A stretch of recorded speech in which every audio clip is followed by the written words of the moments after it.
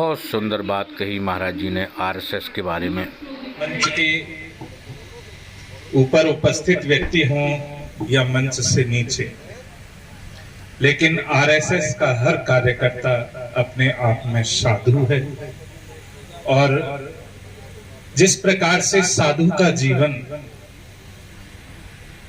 अपने हित के लिए नहीं सोचता, उसी प्रकार से आरएसएस का हर कार्यकर्ता अपने लिए नहीं सोचता, समाज के लिए भी नहीं सोचता, बल्कि पूरे विश्व के लिए सोचता है। इसलिए वंदे महापुरुष ते चरणारविंद। 2013 से संचालित श्री माधव ट्रस्ट जो अब 11 वर्ष का हो गया है, 11 वर्ष की ही यानी कौमार अवस्था में जो बच्चा प्रवेश करता है, उसकी सोच भी प्रखर होती चली जाती है।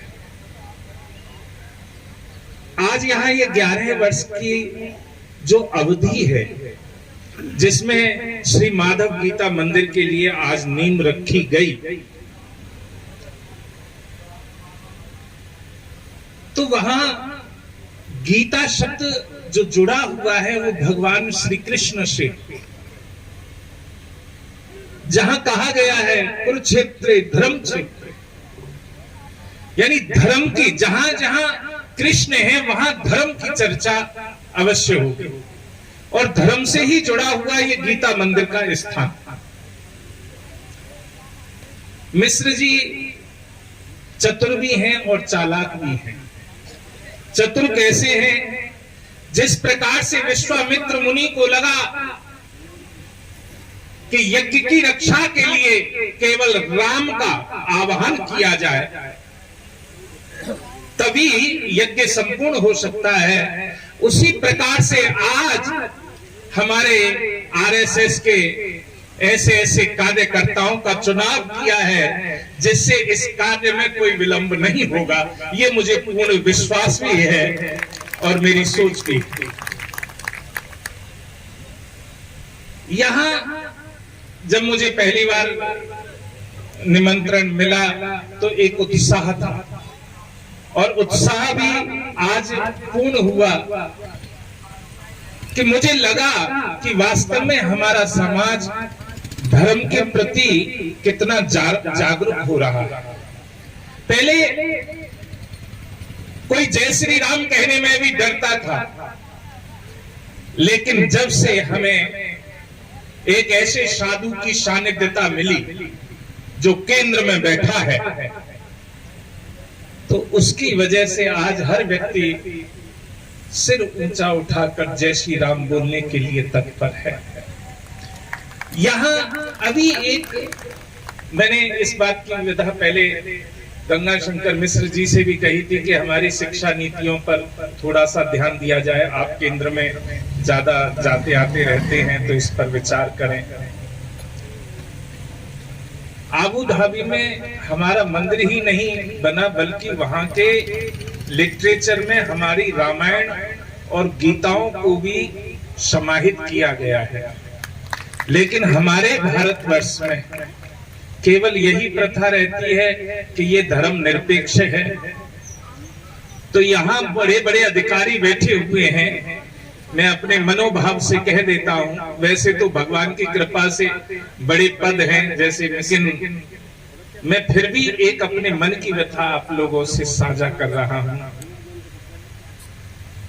कि जब तक हमारी शिक्षा नीति प्रखर नहीं होगी, तब तक हम कितने भी बदलाव की कोशिश करें।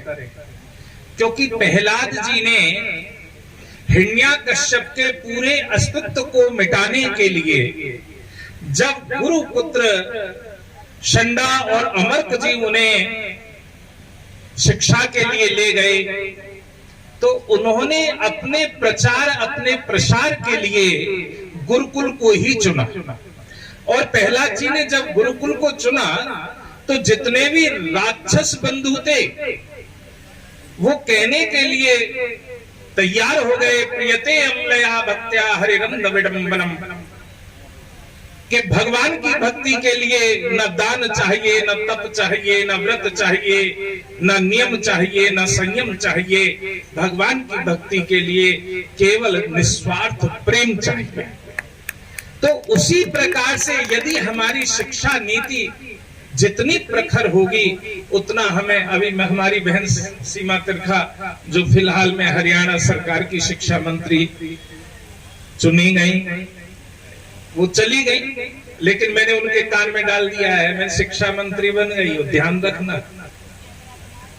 क्योंकि शिक्षा का स्तर आरएसएस हमें क्या सिखाता है, आरएसएस की क्लासेस में हमें क्या मिलता है, हमें जीना कैसे है, हमारा स्तर कैसा होना चाहिए, हमारी सोच कैसी होनी चाहिए।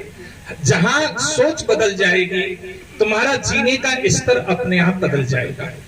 जितनी अच्छी शिक्षा होगी, उतना आपकी बातों का प्रभाव भी अच्छा पड़ेगा।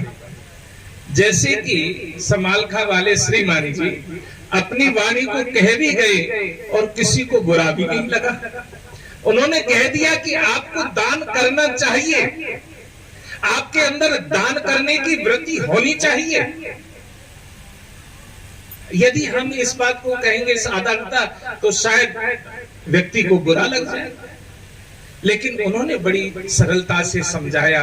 क्यों? क्योंकि उनका शिक्षा का स्तर इतना काबिले तारीफ था, जिसके कारणवश वो अपनी बात को कहने में सरलता से, सुगमता से उन्होंने अपनी बात को प्रस्तुत किया। तो हम ऐसी ही तमाम बड़ी खबरों के लिए बने रहिए अखंड भारत के साथ।